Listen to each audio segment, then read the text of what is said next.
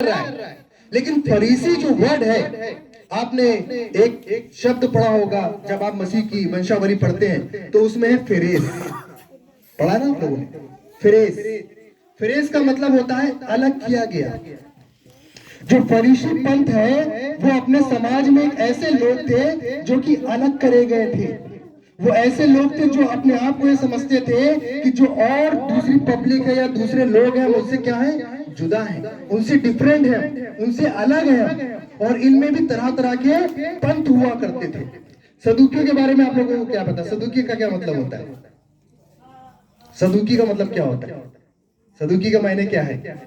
या आप लोगों को सीखने को कुछ मिलेगा नया परमेश्वर की दया से। हालेलुया। सदुकियों का क्या मतलब है? हिब्रू का एक वर्ड है सादोक, जिसे हम लोग उर्दू में सादिक कहते हैं। वैसे ही मिलता जुलता सा शब्द लग रहा है ना, सदुकी।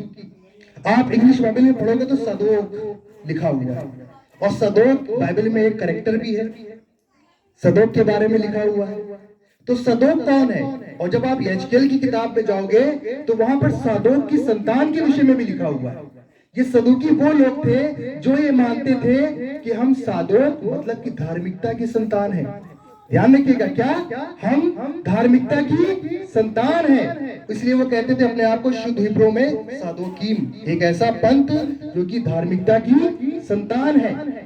तो वहां पर हम देखते हैं कि प्रभु मसीह जब आया, जो कि परमेश्वर का वचन है, हमारे बीच में उसने डेरा किया, तो उनकी जो हिपोक्रेसी थी, उनका जो पाखंड था, उसके विषय में उनको बताया कि तुम किस प्रकार से पाखंड करते हो, किस प्रकार से तुम में गलत शिक्षाएं पाई जाती है, जबकि वो खुद भी वचन के जानकार लोग थे।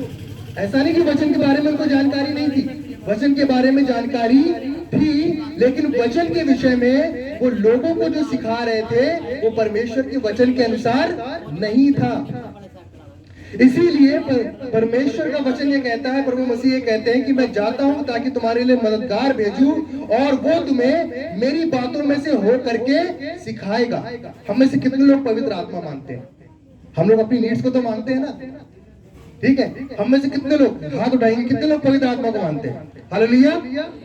और आप हर रोज परमेश्वर की पवित्र आत्मा को मांगे, क्योंकि मसीह कहता है कि तुम्हारा पिता बुरा नहीं है। जब तुम बुरे होकर के अच्छी वस्तुएं देना चाहते हो अपने बच्चों को, तो तुम्हारा पिता जो स्वर्ग में है वो तुम्हें पवित्र आत्मा क्यों ना देगा? हालेलुया। परमेश्वर का पवित्र आत्मा जो है हम में वास करना चाहता है, हम में रहना चाहता है। वो चाहता है कि हमारे अंदर वो बैठे, हमारे अंदर विराजमान हो, क्योंकि वचन क्या कहता है? मैं तुम में वास करना चाहता हूँ। हालेलुया।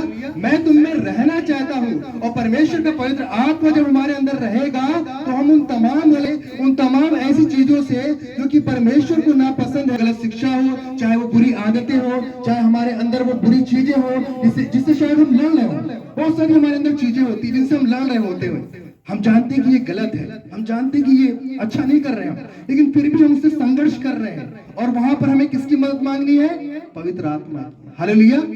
हमें पवित्र आत्मा की मदद मांगनी है कि पवित्र आत्मा हमको गाइड करे, क्योंकि देखिए हम अपनी सामर्थ्य से कुछ हासिल नहीं कर सकते। ध्यान रखिएगा, अगर इंसान ये सोचे ना कि मुझे बड़ी ताकत है, मैं बड़ा नेक हूँ, मैं बड़ा चंगा हूँ, मैं तो जो है मतलब कि मेरे अंदर